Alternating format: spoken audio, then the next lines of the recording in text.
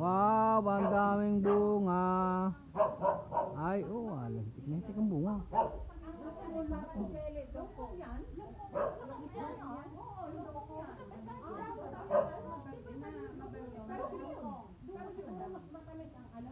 Kadami.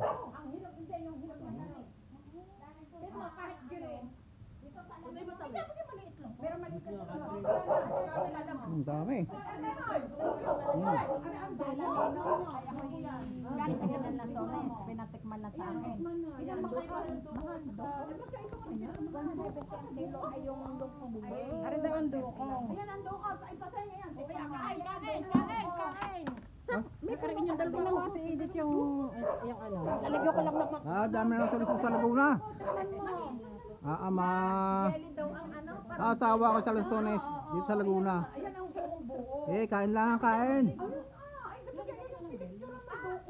Dami na sunis.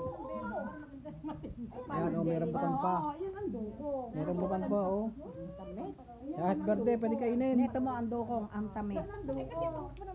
Aba, iba pa ang lungkong. Iba ang lungkong. Iba ang lungkong, iba ang duko. Yan ang lungkong. Ayan, verde, oh. Kahit pa verde, matamis. Ayan, isang kahon. Kalika, tinan May mo. rambutan pa. Digay buo yun. Anong lalagyan natin? Ayun, baba, ayun. May ayun ang dukong.